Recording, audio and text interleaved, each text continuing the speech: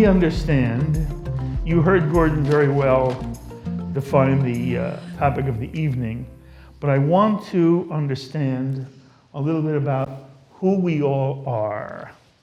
So let me ask you this question. How many of you feel that as wonderful as Israel may be, you have serious criticisms about Israeli policy? Okay. Of the serious criticisms, how many of them have to do with an articulation like this? In the Israeli-Palestinian conflict, Israel is not living up to Jewish values. Anybody feel that? Only one person. That's not the problem. Okay, how about this problem? Jewish pluralism in Israel has not yet taken bloom.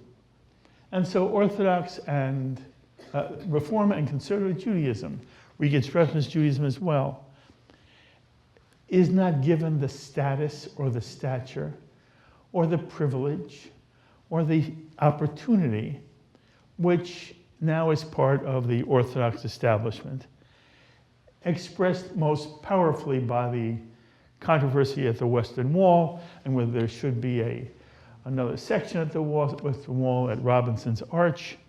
To what extent is that a problem for anyone who thinks Israel is a problem? Okay.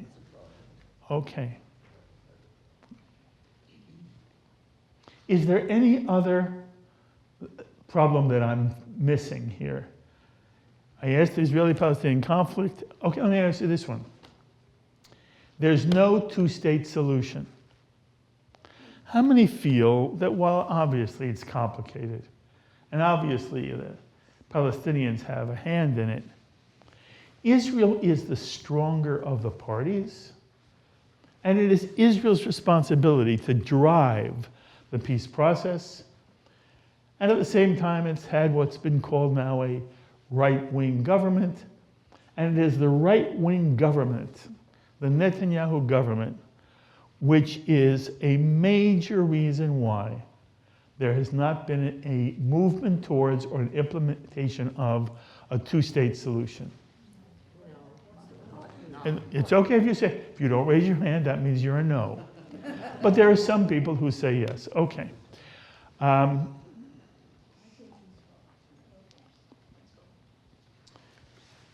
I want to address this from my perspective, and I want to make sure you understand where I'm coming from. Number one, I only want to tell you the truth. I say the truth because what I'm going to try to present to you is not opinion on my part. It's not feelings on my part. It's what I understand to the extent to which there are facts in the world. What are the facts on the ground? What are the facts having to do with the Israeli-Palestinian conflict, with a right-wing government, with Jewish pluralism in Israel? And to what extent is it appropriate or inappropriate for Americans, forget Jews, for Americans to be critical of Israel at this time in history? And it's especially relevant for a congregation like this, which is in the non-Orthodox stream, because at the moment, there is a tendency within Reform congregations and conservative congregations and Reconstructionist congregations to be very, very vocally critical of the state of Israel. Saying some of the things that I asked you.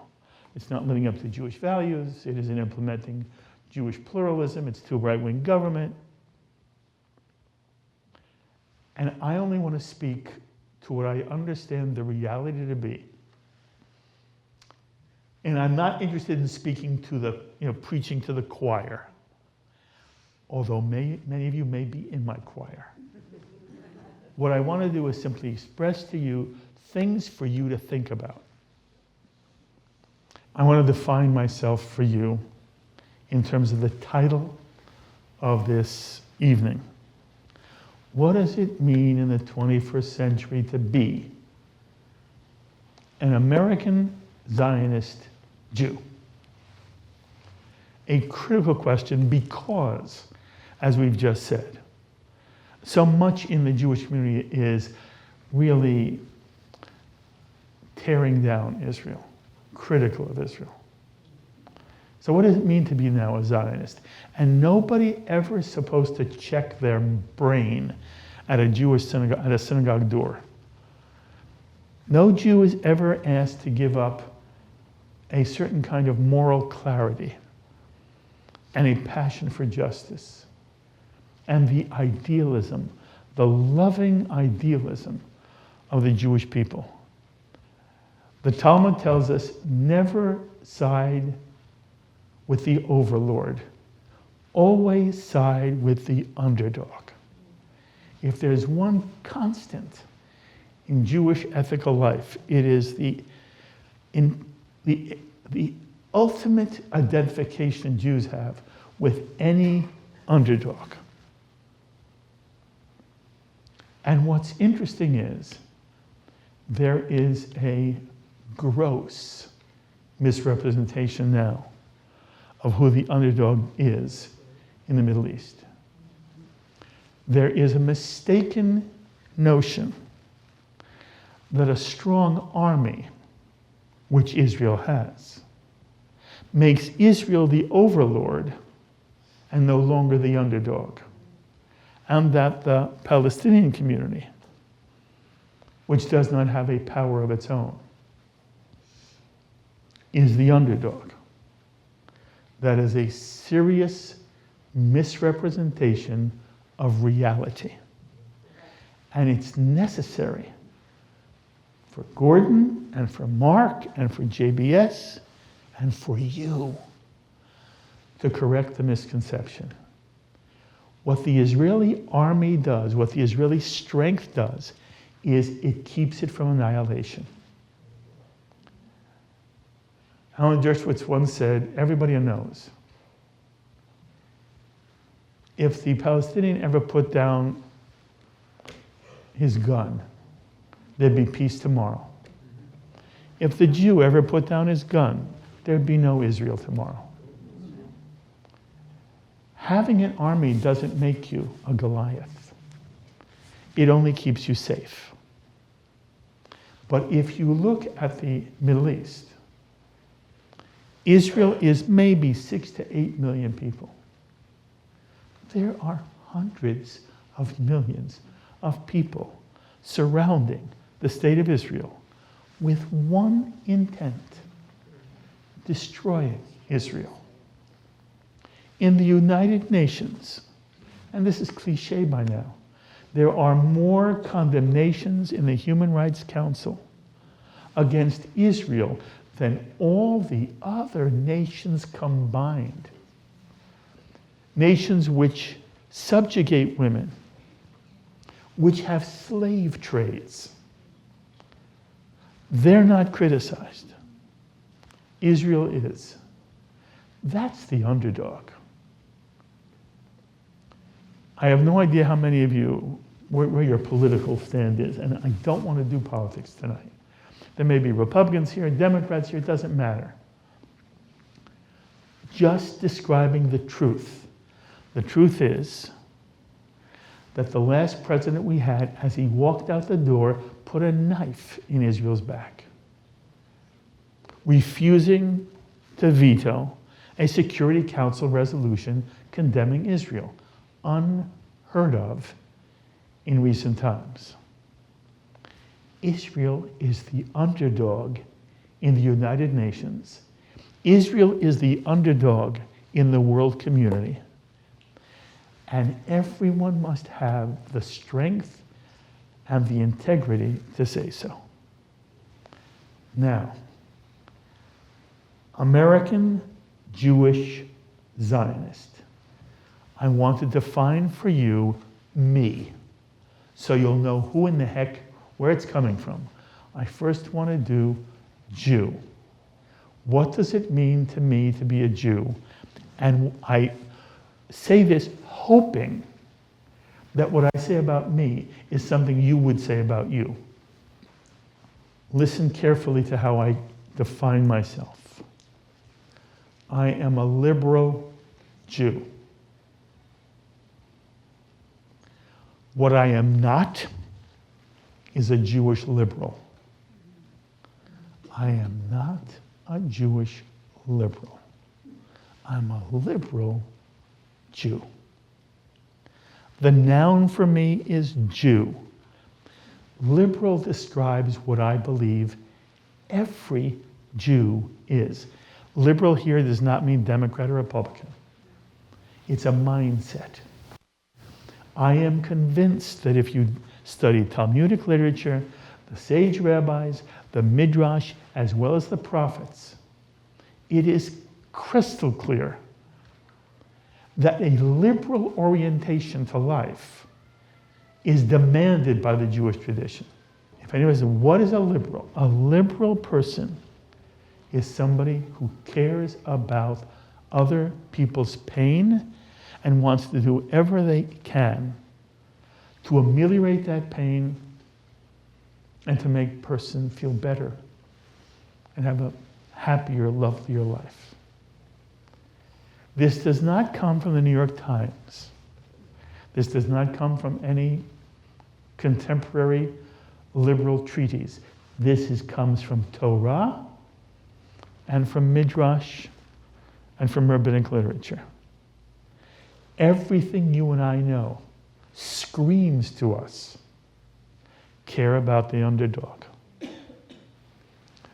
We all know the famous story where Hillel is asked to summarize the Jewish tradition in one rule.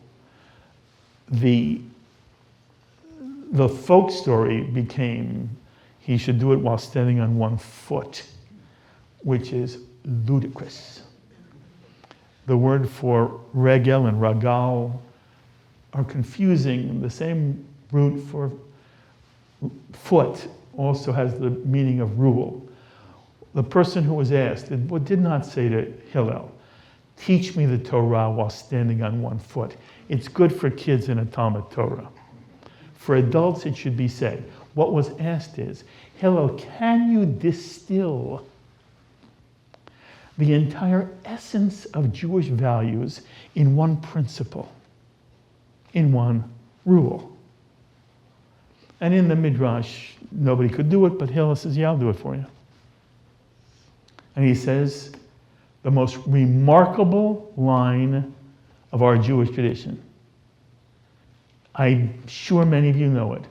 What is hurtful to you, do not do to your neighbor. What is hateful to you and hurtful to you, don't ever do to somebody else. And then Hillel says, and that's it. The entire Jewish tradition, the entire Torah, is commentary to that one principle. And then it ends with, now go study. Which means it takes a lifetime to really understand how does one live that principle, that one never wants to create pain for another. In the Jewish tradition, it's about pain. What we like is personal. But when it comes to pain, there's a remarkable universality to it. We all know what cold is. We all know what hunger is.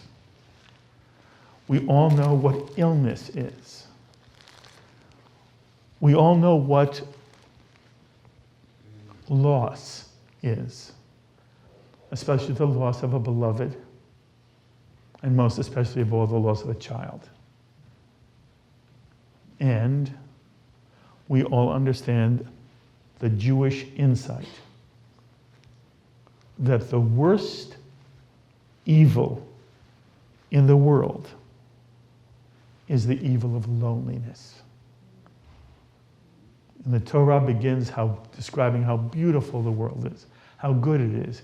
Every day God looks and says, it is good, it is good, it is good. Then he creates human beings. He says, it is very good. In chapter 1, there's no good. The first time lo tov is used is when Adam comes to God in chapter 2 and says to him, in essence, I want a companion, which is fascinating. Thank you, my friend. Which is fascinating because God's answer is, you got me. And Adam's answer to God is, you're very nice.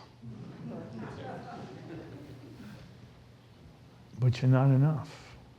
In other religions, you and God, and you got it made. In the Jewish tradition, you and God, and you're lonely. And God says in general, it is not good for a person to be alone. The very first negative expressed in all the Torah, it's not good for a person to be lonely. And so God says to Adam and Eve, I will make a helpmeet, an ezer, a companion for you. And it's a long story, but in the end, he gets a woman. And what's interesting is, the man is called Adam until the woman is created. Only then is he called an ish, a man. When he has an isha, he becomes an ish. Loneliness is the biggest pain people can endure, and one of the challenges to life, one of the obligations of life, is making sure people we love are never lonely. And then our friends are never lonely. And then when it's possible, the outside world is not lonely. That's the Jewish ethic. The Jewish ethic is we care about people's pain. It's in the Torah, all through the Torah, that Jewish ethics and morality is based on the notion of you were a slave in Egypt. You knew the pain of slavery, the pain of degradation, humiliation, persecution, death. When you were a number, not a person. And out of your experience, you will have empathy, which is the essential Jewish quality. You will be empathetic to others who are enslaved. And you will never enslave another human being because you know that pain. Pain becomes the driving force in the Jewish ethical model. We will keep people from pain. And then there is the ultimate Jewish faith. There is a faith. I'm here with two rabbis. They have a right to disagree with me. But I'm going to give you what I believe is the absolute rabbinic, sage, rabbi, Talmudic view of what faith is in the Jewish tradition that defines Jew. And first I'll tell you what it isn't. It isn't faith in God. That doesn't mean God does not play an enormous role in the Jewish tradition. But the Jewish tradition is marvelous in understanding.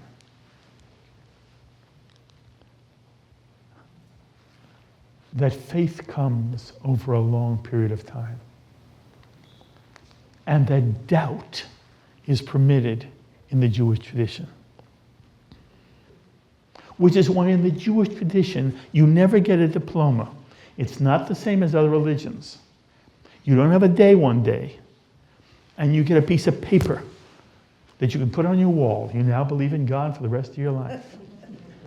When you walk into this synagogue, there's no litmus test. Nobody's going to ask you when you walk through that door, you believe in God? If you receive an aliyah, no one's going to ask you when you come to the bima, do you believe in God? By the way, you're going to say the bracha. Baruch atah notein haTorah.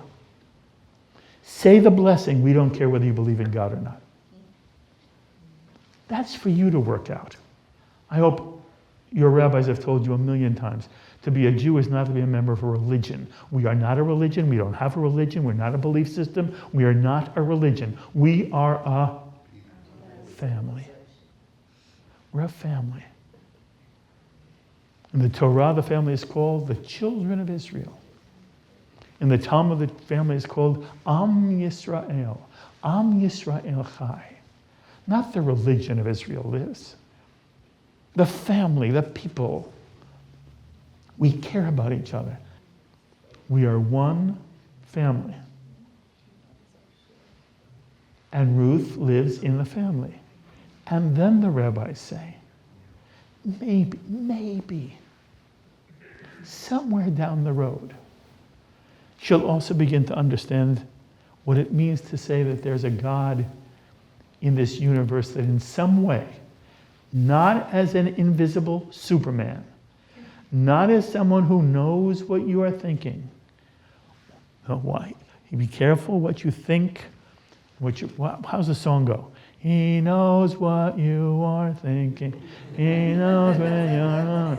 He knows if you've been good. So be good for goodness. It's not a Jewish model. By the way, it's very important to remember, in the Jewish tradition, a Jew is never held responsible for what he thinks, what he dreams, what he believes. A Jew is only responsible for what he does. I mean, are we the luckiest people in the world? Are we, And the Jewish embrace of life is just extraordinary.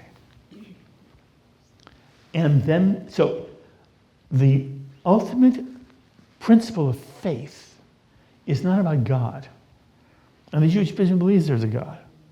It's not the God we normally think of. It's certainly not the God portrayed in the Torah, where God is a character in a morality play that's to teach us the idealism of our Jewish tradition.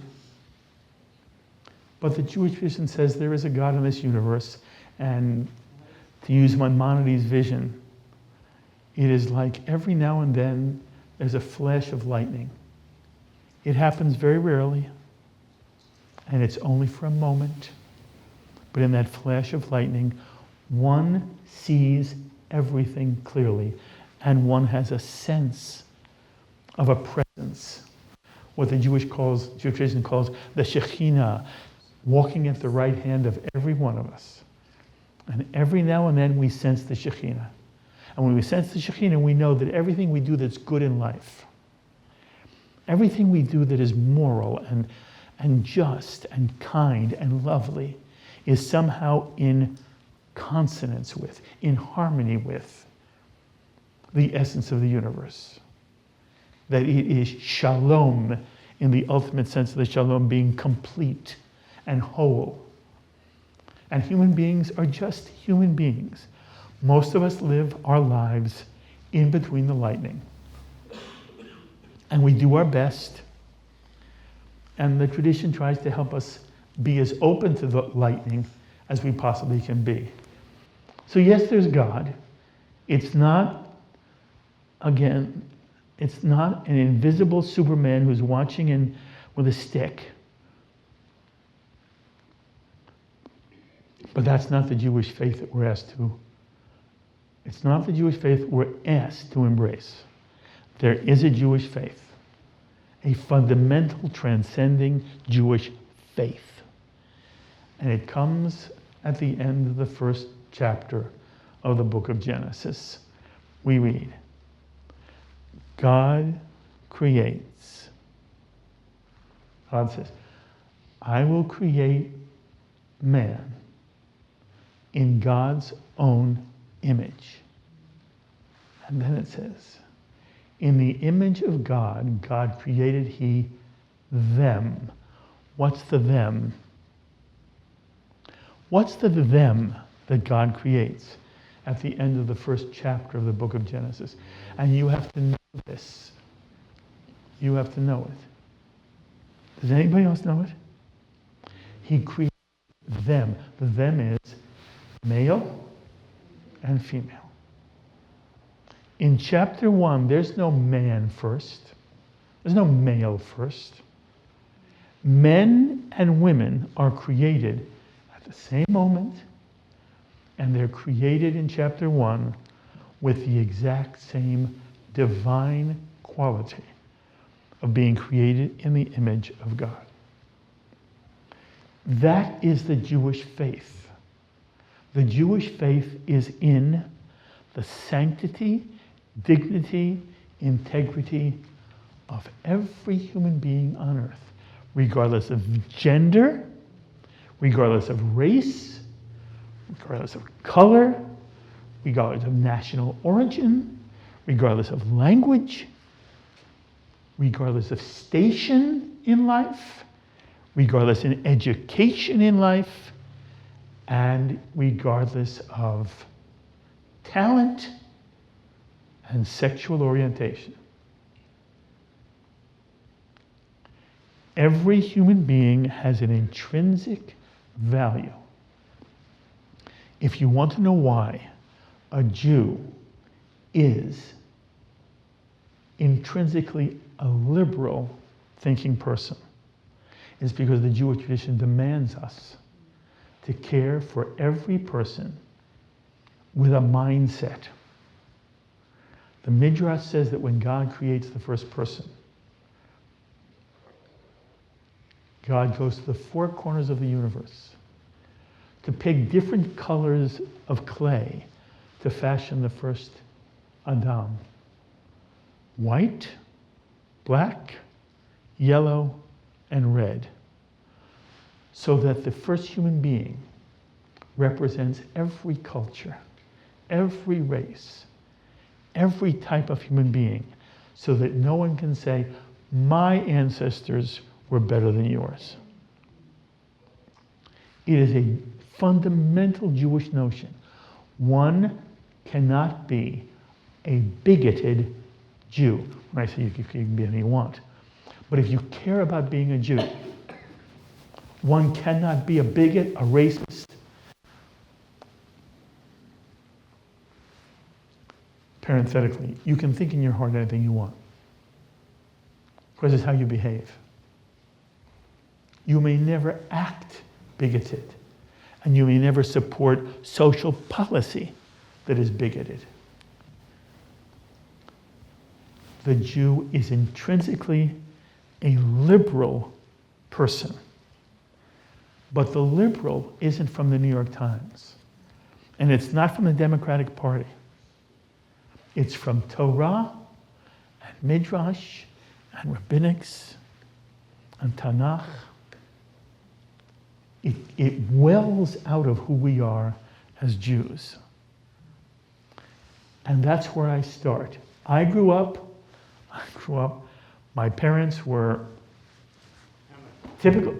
I grew up a typical Jewish kid in the 50s, sitting with my parents watching the McCarthy hearings, watching George Wallace being told to get off the steps,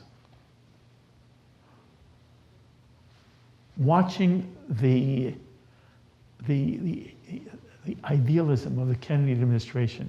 And it doesn't matter what we know about him now. Any of you who lived through that, it was a remarkable period. My friends went into the Peace Corps. I go into the rabbinate, my friends go into the Peace Corps. And then we get to Watergate. And Watergate was, we are not a nation of men, we're a nation of law. We're a nation of principle. And it's not about principle that serves our needs. It's the principle above whose ox is being gored. All this shaped me. And it all came out of my understanding of the Jewish tradition and the obligation to do what the prophets say, you will take care of the orphan and the widow and the stranger in your midst. The great passage we read from Isaiah and Yom Kippur. Is this the fast that I have chosen? This the fast that I have chosen? Is it not to clothe the naked, feed the hungry, remove the yoke from every slave, and to stop pointing the finger? It's what Micah teaches us. You want to be a Jew? You will do justice. You will do acts of loving kindness, chesed. The translation mercy is wrong. You will do justice. You will do loving kindness.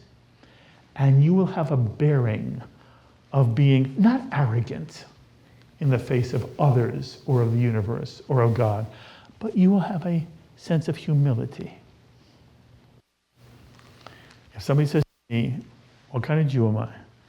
I grew up a liberal Jew, informed of my Jewishness, caring enormously about the pain of others, and wanting to save any slave from slavery. Now the word Zionist. A modern American Jewish Zionist. What's a Zionist? First of all, part of the answer is so simple, we all know it. Anybody here can say it.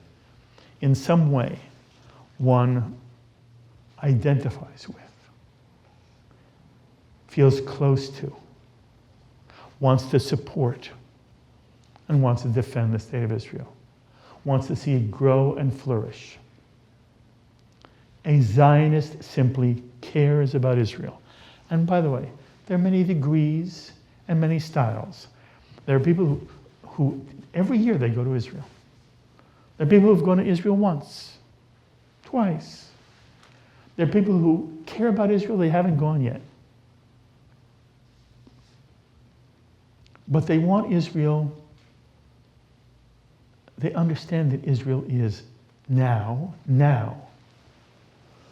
the center of Jewish culture and Jewish life. It was not true when this room, when most of the people, we all grew up together. When we grew up together, America, the Jewish community in this country, was the center of Jewish life. And Israel, prior to 67, many of us didn't even understand what it was. And there were Zionist homes, there were the Pushka, raising money for trees.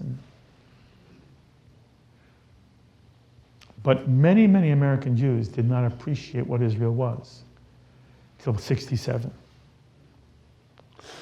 And then everything began to change.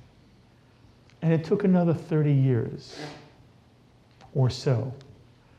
And now, Israel is the center of Jewish life, and America is number two. Well, there are two major foci in Jewish life in the world, America and Israel.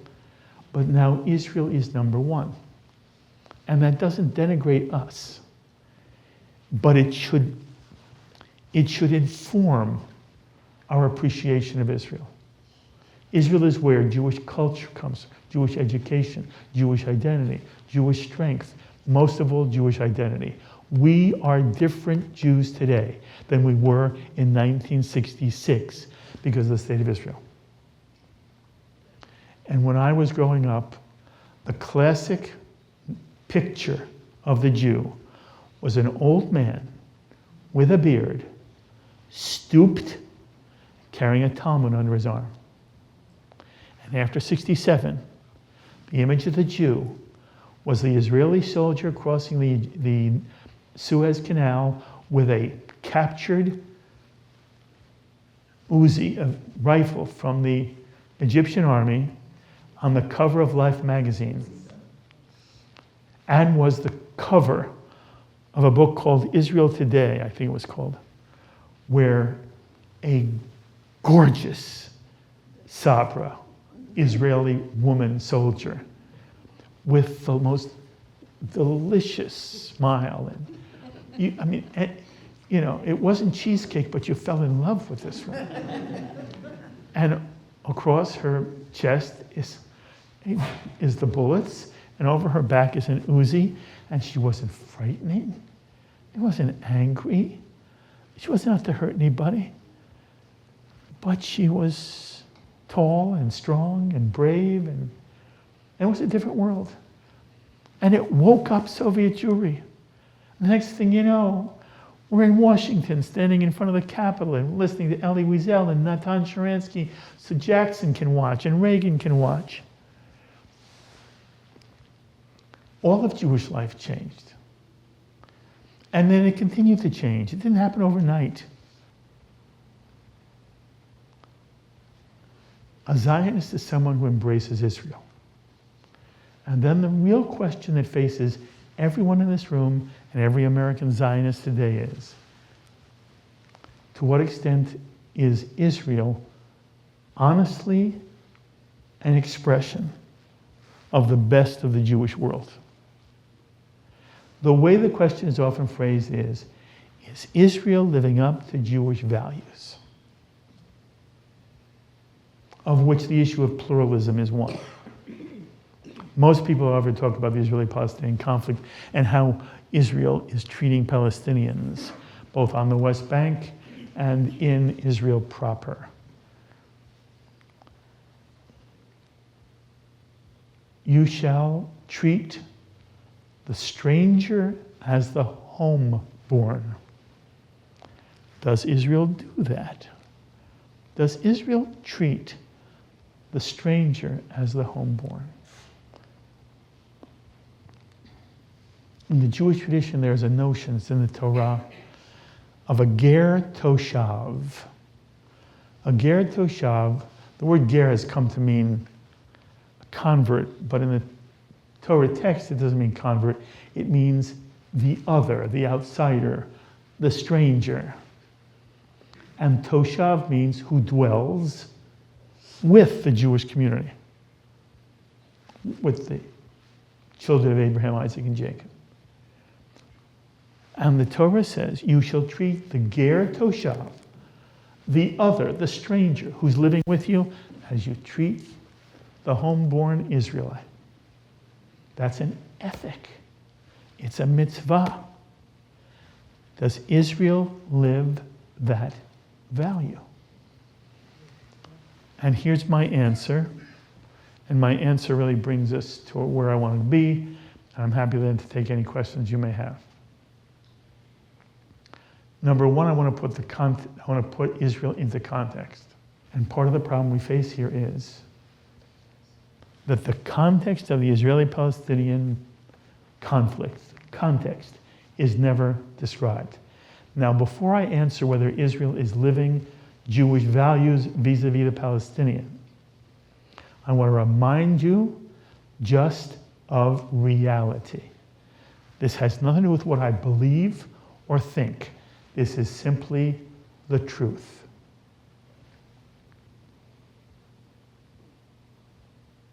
The international community, after World War I, took a corrupt, moribund Ottoman Empire and carved it up into what was going to be nation states. As at the end of the 19th century, nation states became the ideal. And they created many Arab states. They created Syria, ultimately Lebanon, Iraq.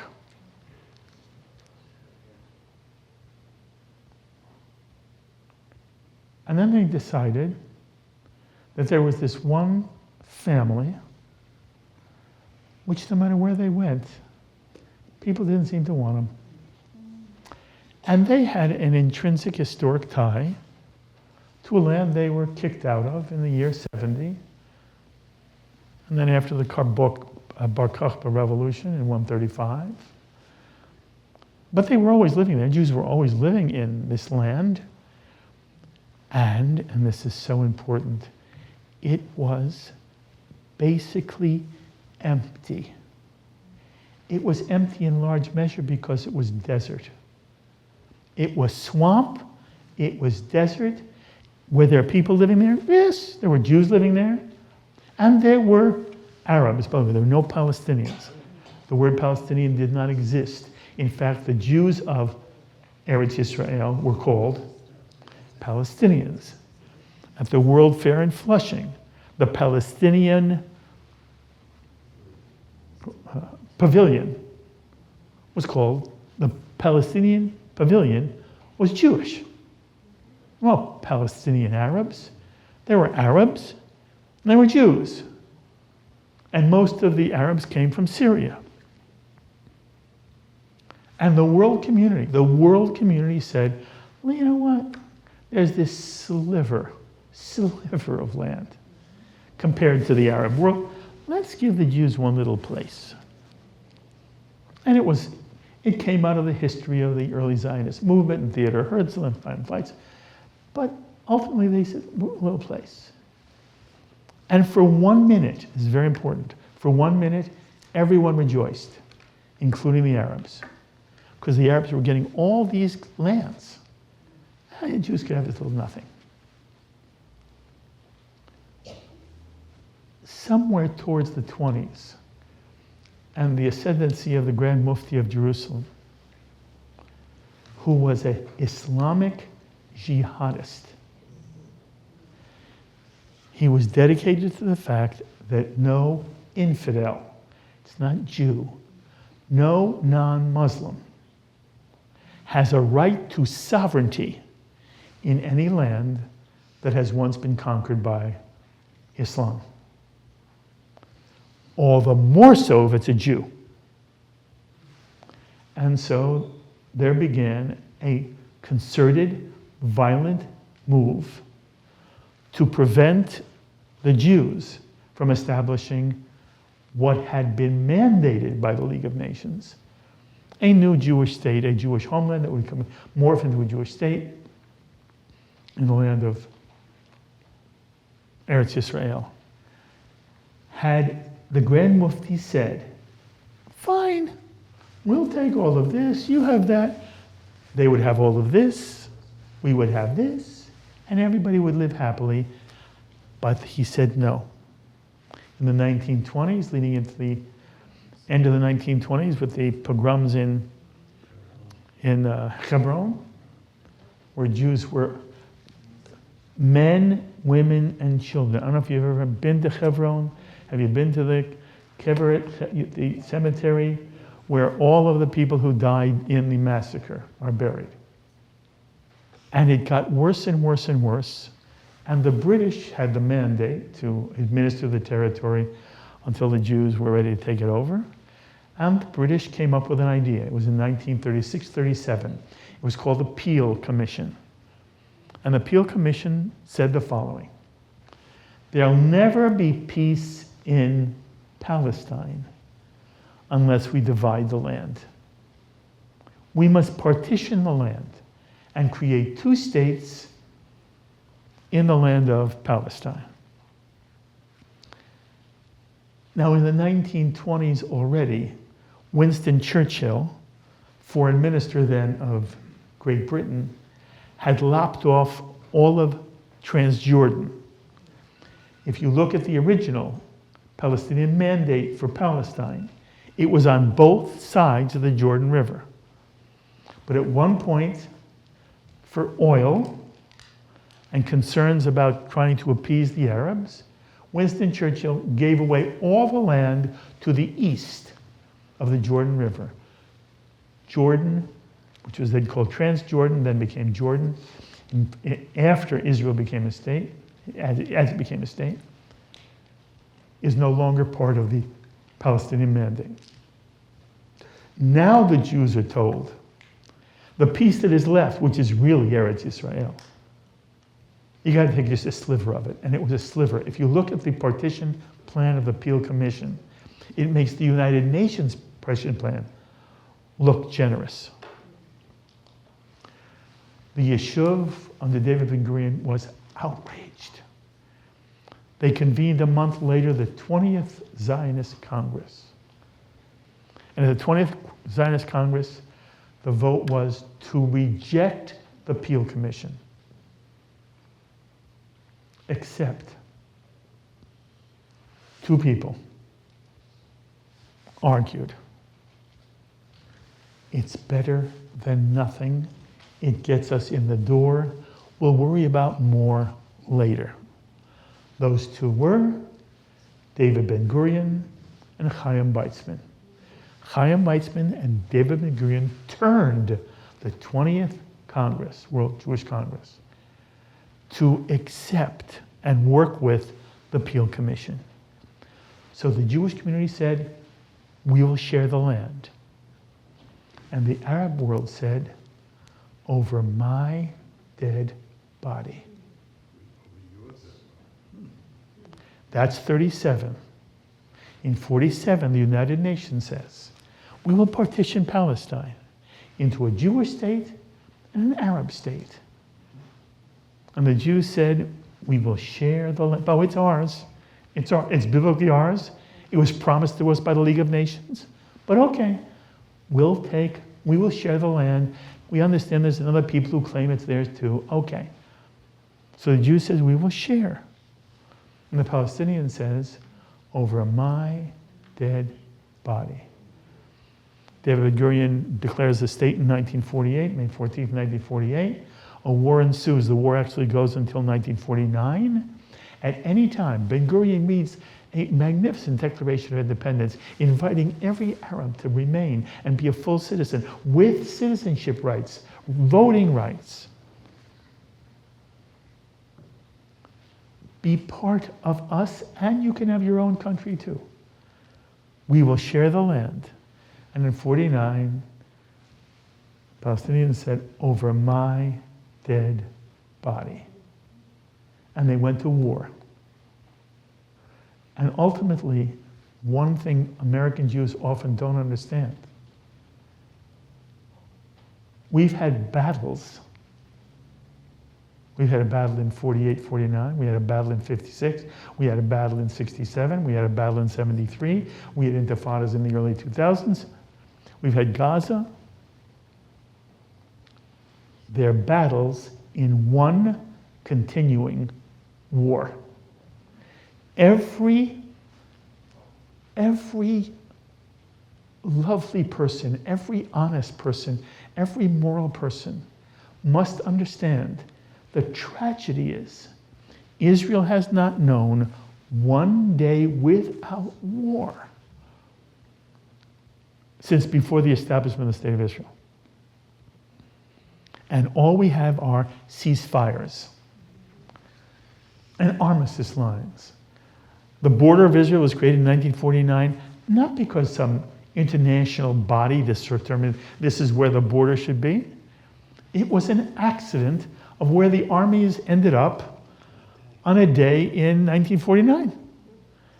And I don't know if it's apocryphal or not. Somebody took a green pencil and drew where the armies were stopped at that day, and that became the Green Line. And de facto, the world has accepted that Green Line as the border of Israel. The Arab world has not. As far as the Arab world is concerned, that Green Line does not exist. They're at war to end the State of Israel. And in 1967, forget the Sinai campaign. In 1967, the watershed year, Nasser basically tried to bring the entire Arab world down. And the rhetoric was, we're going to push every Jew into the Mediterranean Sea. And then we all know what happened. There was this extraordinary Israeli victory in 6 days. It not only changed the map, but it also created the problem of the West Bank. And then every Jew must understand what happened.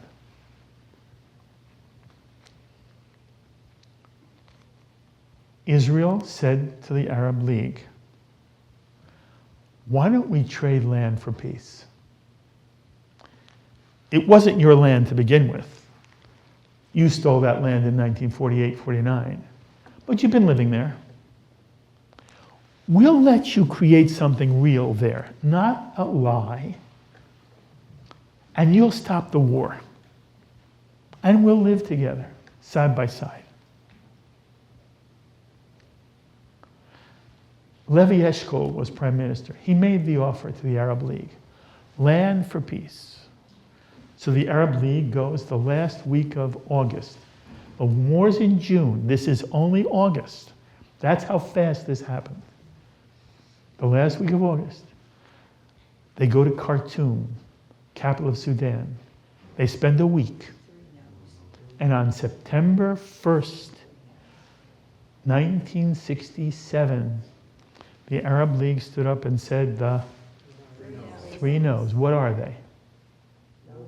No recognition, no peace, and no negotiation. No recognition, no negotiation, no peace. By the way, this is the tragedy. If you are a liberal Jew, you weep for the Palestinian people.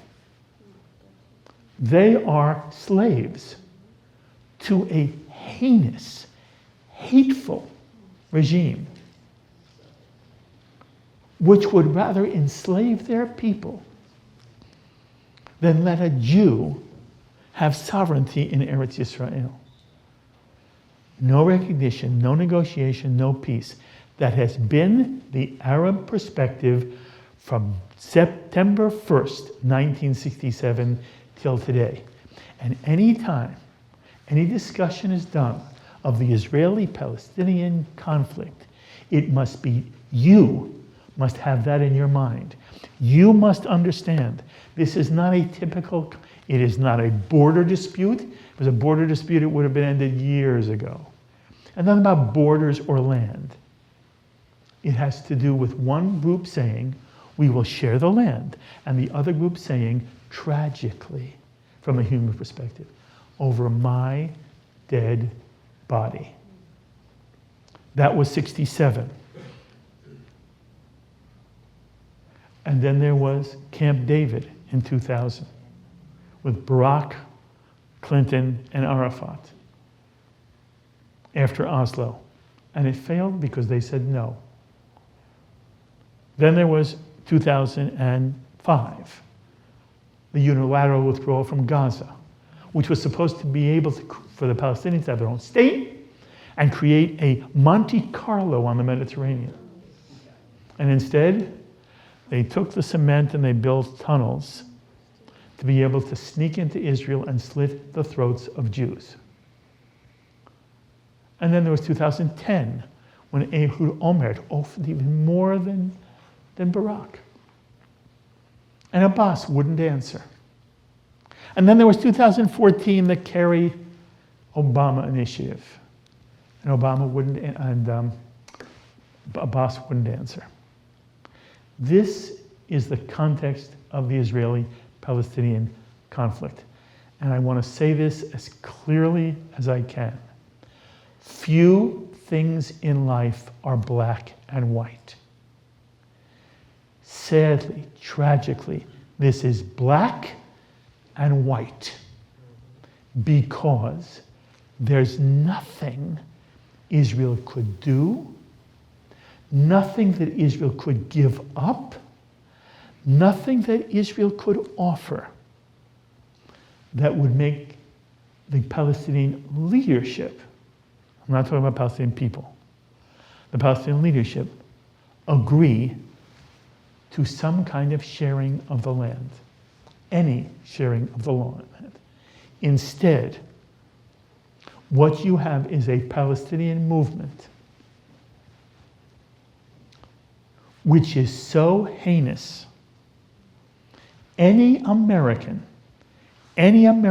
kid who supports the Palestinian movement has not only bankrupted himself or herself intellectually, it is a fundamentally immoral, unethical exercise.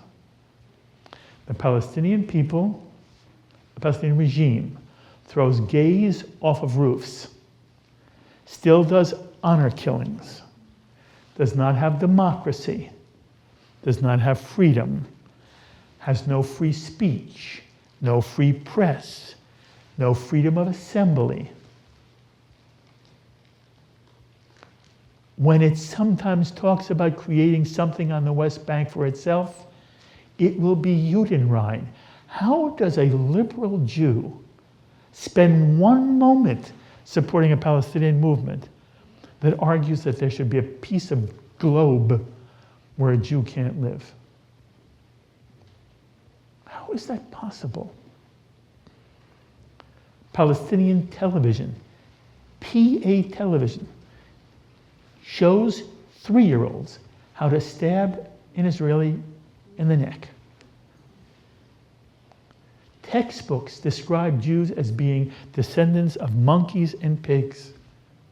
And math textbooks teach numbers by how many Jews you kill. There is nothing here that merits, moral, emotional support of a movement that is fundamentally corrupt, immoral, and bordering on evil.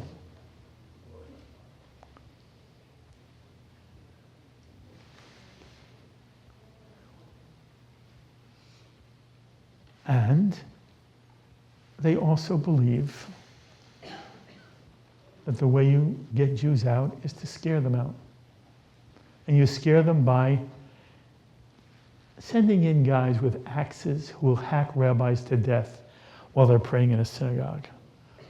Or they'll send people into a Israeli home where the neck of a 3-month-old infant is slit while she sleeps in her crib. Or you'll blow up buses, and you'll blow up pizza shops, and you'll blow up discotheques.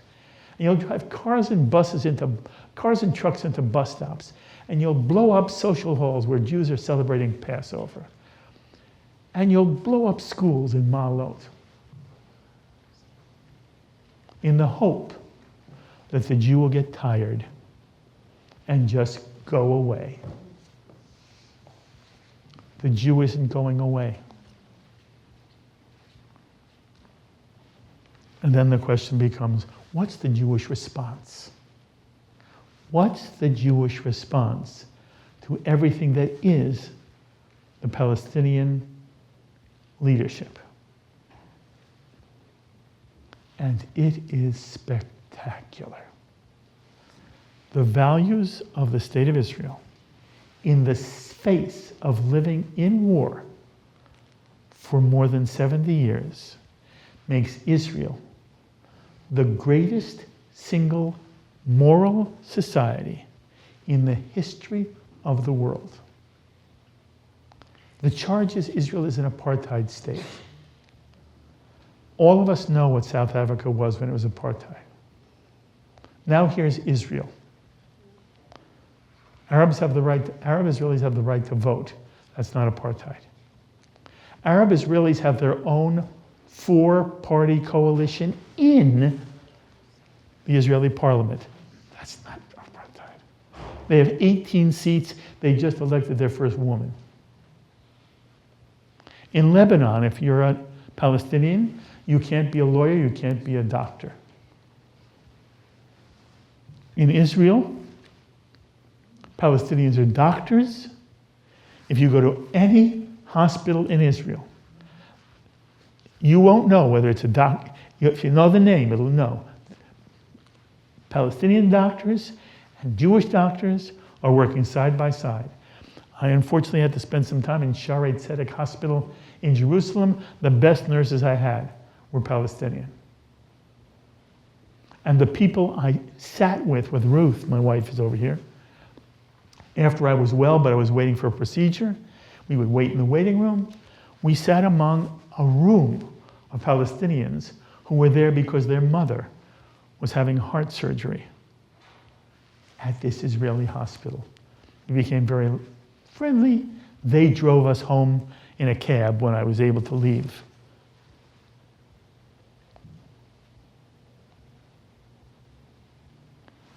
Do you know that the Arab population in Israel is roughly 20%?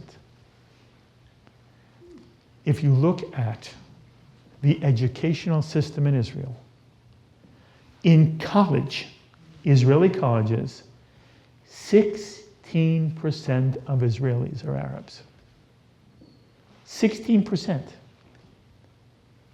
In the master's program, 13%. That's not apartheid.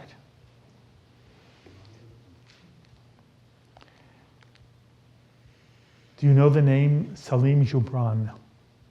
Arab Israeli.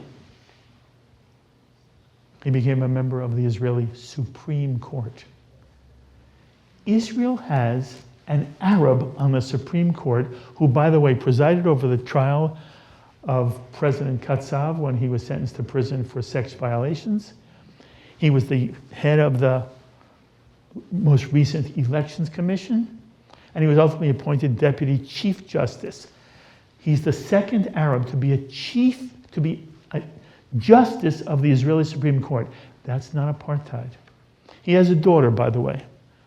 His daughter became the first Arab to become a cadet in the Israel Diplomatic Corps, and she now serves the state of Israel. I have a litany of people, Arabs, who have a thriving life while they're Arab in the land of Israel. It is a vicious lie, a heinous lie equivalent to the blood libel of the Damascus and the lie of Hitler, protocols of Zion to suggest Israel is brutalizing Palestinians, apartheid state. I'll jump to the end. The question is, what's it mean now for you and for me to be a Zionist? Here's my suggestion to you. There's a model. I offer this to you as a model. I don't want to know how many of you are grandparents. I want to know how many of you are parents. And some of you are older. Do you remember when you were a young parent? Do you remember how crazy you were for your children? We have 5 children. We have the best children in the world.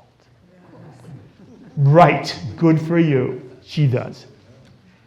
But you understand, we don't conflict. I have the best and you have the best. And I adore them. They're not perfect people. They're the best children. But they're human beings.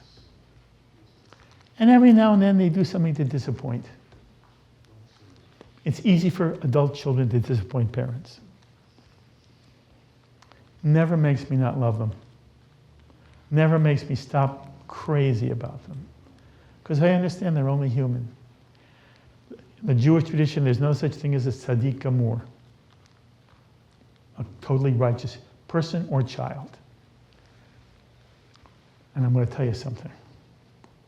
If my wife and I sometimes talk about something that disappoints us, nobody else better ever say a word to us. And we will never say it in public. We will never badmouth our child in public. And don't you dare come after my child. That's the model. Israel is not perfect. Israel is just people. But as a society, you don't compare the best of one with the worst of the other. You compare the best of them with the best of the other. The best of Israel is magnificent. So is the worst. I'm sorry? So is the worst. No, the worst is irrelevant. And this is very important. You know, I often hear, I talked to Gordon about this. There are people who say, Israel is wonderful, but. There's no but. There is no but. There's an and. Israel is wonderful, and it's working to be even better. It's never but. It's this, that, It's genius, it's moral, it's embracing, it permits Arabs to celebrate the Nakba, which is an attempt to say the state of Israel should be destroyed.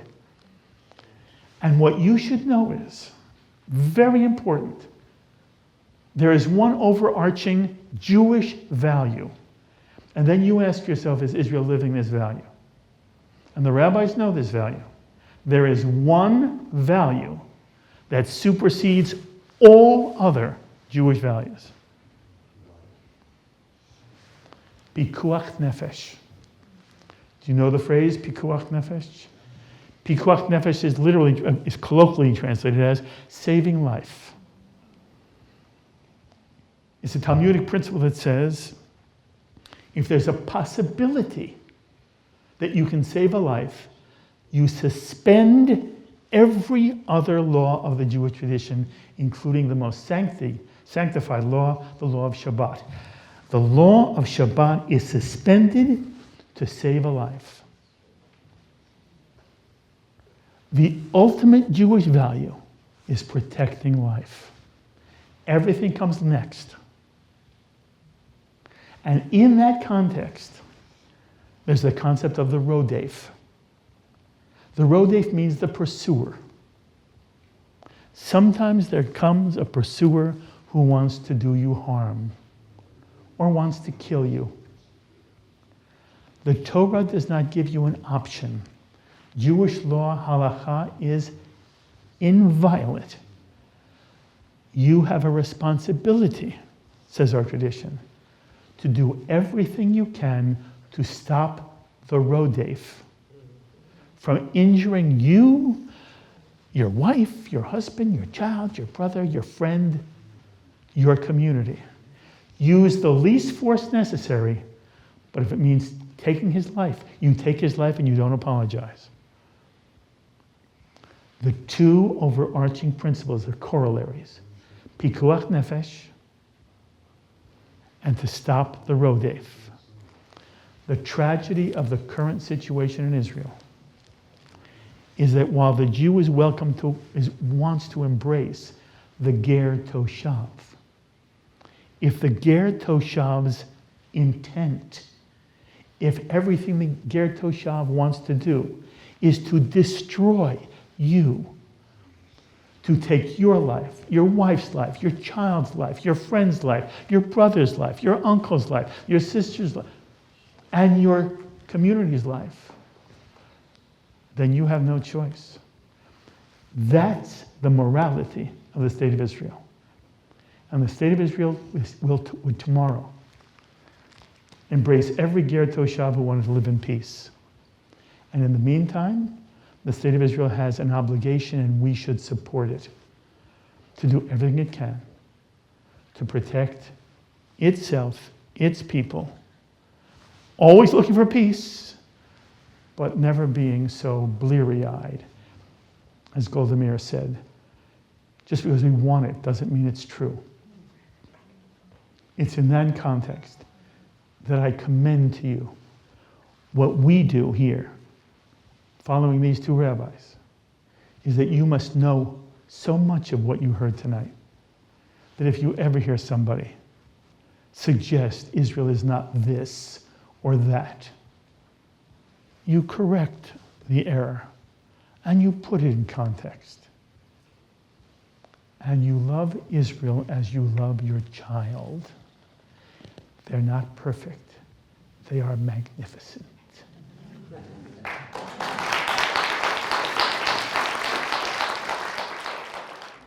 It's been said by members of the current government in Israel that their policy is essentially a creeping one-state solution. And a one-state, I believe, will be not fully democratic and turbulent. As an American, Jewish, liberal Zionist, maybe they have, those personas may have different opinions, but what are your opinions on imposing a one-state solution on the Palestinians? I'm uncomfortable with it. And I don't believe it's going to happen. I will say, and here I'm distinguishing, I told you what I feel I know as fact. This is really opinion you're asking me. And so here I'm humble here. I don't claim to be smarter in this than anybody in this room. There are people very much wiser than me. Carolyn Glick is an example. You laugh at Carolyn Glick's name. Carolyn Glick is an example. She wrote a book about the one-state solution. She argues that the demographics will never threaten the state of Israel, even if you were to annex the West Bank. There are those who believe that there should be serious economic incentive for Palestinians on the West Bank, if it's ever annexed, to be given economic reasons to leave. There are those, I met with a guy who was on L'chaim 2 weeks ago. He's convinced that within 10 years, the king of Jordan is going to change. It will no longer be a Hashemite kingdom. It will become the state of the Palestinians, and all the Palestinians on the West Bank will move. I met with a guy this week. He is advocating the new state solution, where they will create a beautiful Gan Eden of a state for the Palestinians from Gaza down into the Sinai Desert along the Mediterranean Sea. The problem is this. The Palestinians don't want a solution. Israel is dying for a solution. And you and I understand Israel has to be a Jewish democratic state, although I don't know that you'll agree with me here. If I had to choose, I wanted Jewish, and I'll sacrifice some kind of democracy. And what I really believe you can do is, I want the Gertoshav model, the biblical Gertoshav model. This is the Gertoshav model in the Torah. Anybody who wants to live with us in peace is welcome, has every social, civil, medical, educational right, every economic opportunity. They don't have one thing. They don't have the right to vote. Because it's not theirs. They're guests. The Jewish state is an anomaly. It is a state for the Jews, and ultimately, we don't want to go out of existence by attrition. So, my feeling is that this is more of a theoretical issue than a real issue. I do understand those who argue, just keep the status quo the way it is. It's worked for this long, and who knows what will happen. Now, last thing, and then we'll go to if there's another question. There are people who argue that Iran has changed the entire dynamic in the Arab world, and for the first time, Arab states, not the Palestinians, really want this Palestinian issue off the table, and they're going to go to the Palestinians and say, in essence, you fix it or you're gone. What will happen, I don't know. Rabbi, you've quoted the Bible several times. I have. You have, yes. And in the Bible, there are many cases of Israel being attacked by enemies. Correct. And there's never a case, and God stuff says, destroy them all. Destroy everything. I know. Their animals, their children, everything. I know. Okay, of course you know. Okay. And looking at history, and I want also, we feel for any people who suffer. Absolutely. But I see Israel constantly with these wars that never have a final ending. Never. Right. It's like an infection that always leaves a little bit of that infection that comes back. And I think that the way I see it, Israel, in a way, maybe self-defeating in this way. It's harsh to say, yes, nobody wants collateral damage or anything, but America dropped 2 atom bombs on Japan to end the war, and then we built up that country. And I often think that Israel, in trying to show the rest of the world that we're so good, we have such good hearts, which we do, but in one sense, we're defeating ourselves, because these are not the rules of war. We have to be realistic in that way, and it's a conflict within the country, but I just, this bothers me.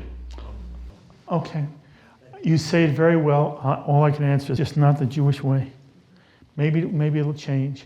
By the way, you know that if Iran ever threatens to drop a nuclear bomb, all bets are off.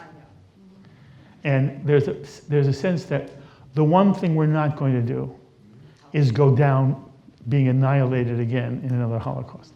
But the Jewish way is simply, and the Israeli people don't want it. Maybe if the Israeli people were more adamant, it would happen. But the Israeli people,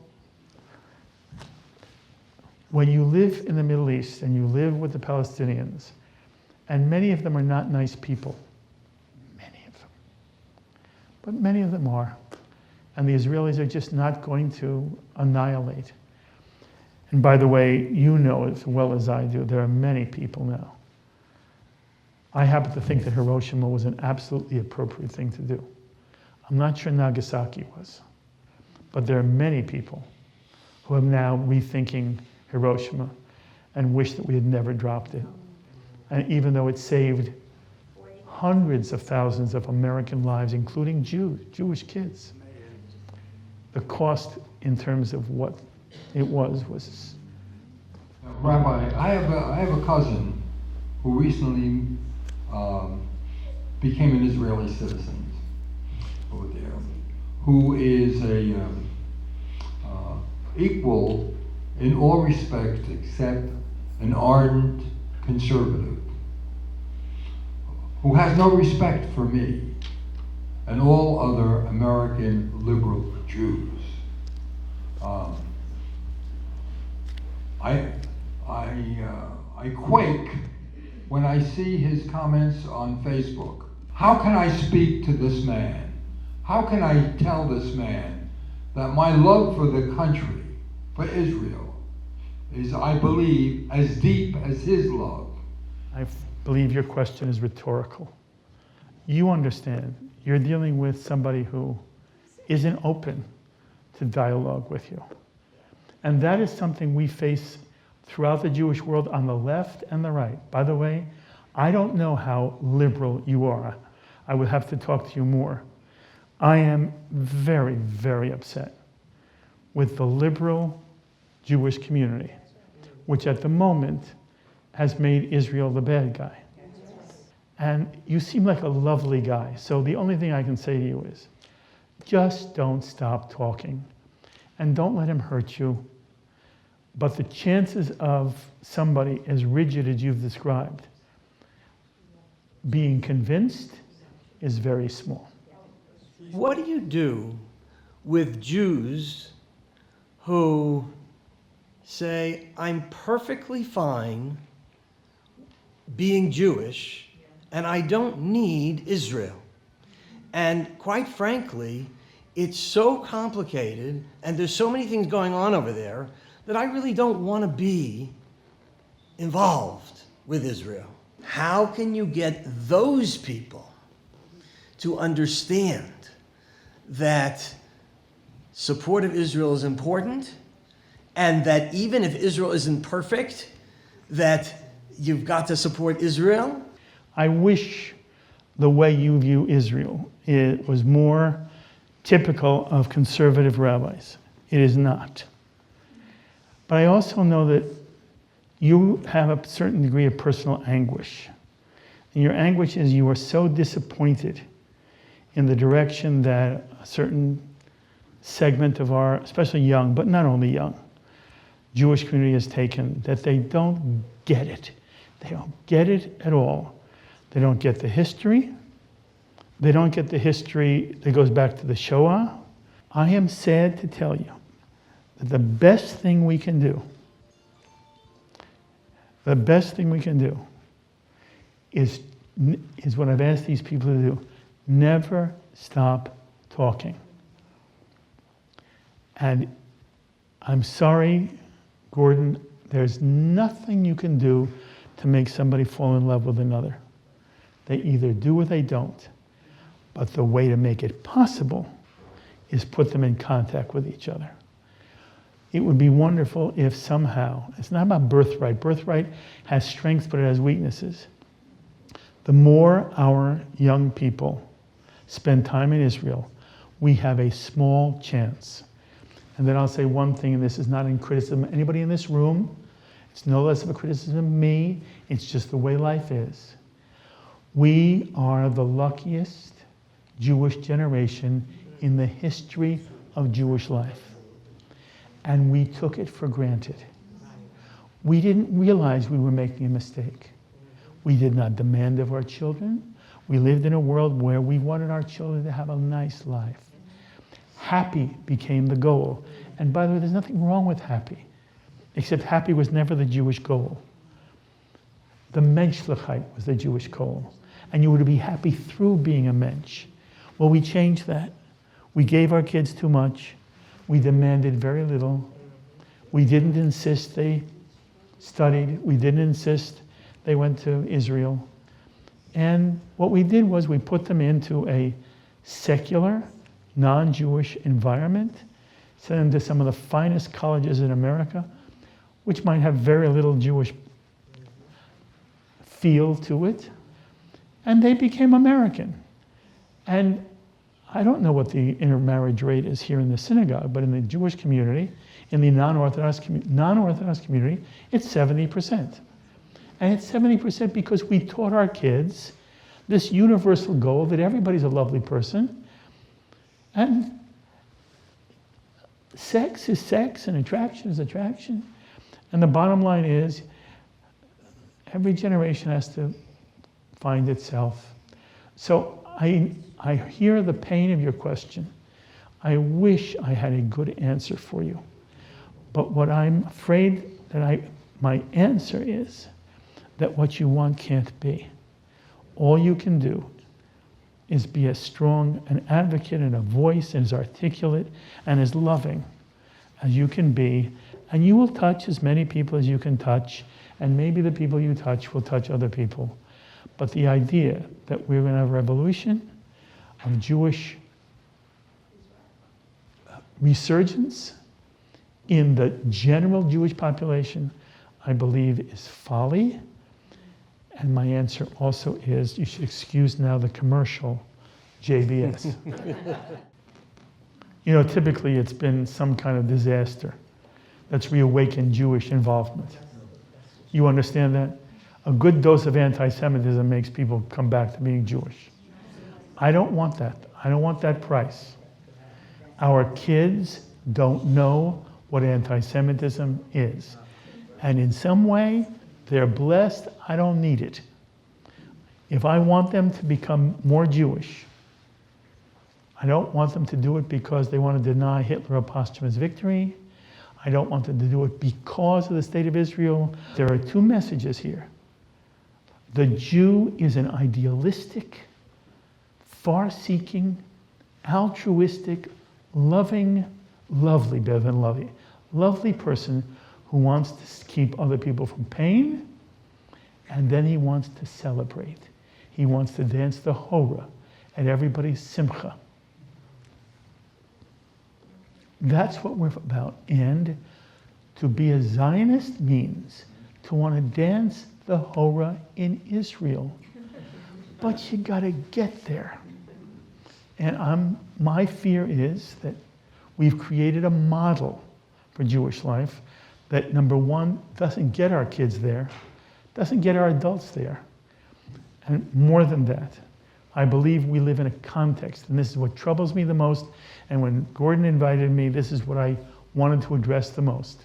I am very upset with the non-Orthodox leadership who thinks that because they can't pray with their wife at the Western Wall, Israel is a failure. And I said to Gordon, and he agreed with me, I don't know if any of you will agree with me. If any of you have ever gone to Israel, and you get off the plane at Ben Gurion Airport, you spend a day, a week, a month, no one will ever say to you, you Reform, you conservative. There's a conservative synagogue down the block, Masorti is there, Reform is there. Go anywhere you want. You stay out of very narrow places in Jerusalem. No Israeli cares. You live a perfectly happy, you have a wonderful time. You come back energized and excited and in love. And you're a Reformed Jew and a conservative Jew. So when I hear Jewish leaders tolerate their membership saying, well, I'm not going to give $1 million anymore because we don't have the Western Wall. I want that Jewish leadership to come down on that guy with a ton of bricks. It's inexcusable to have some Jews say, we're going to withhold our political support of the state of Israel because I don't like the fact that Reformed Jews can't marry. By the way, do you have any respect for the Israeli people? This is a democracy. The reason why it is the way it is, Israelis don't care. Go move, fight, and you can change the situation, maybe in 100 years. In the meantime, it's not worth it. It means nothing. It is institutional nonsense. What I want people to do is I want them to go to Israel, experience Israel, live Israel. I want to thank all of you I thank all of you. for being here. And we want to thank Rabbi Golub for insight and for helping us to think about things that are truly, truly important. Thank you.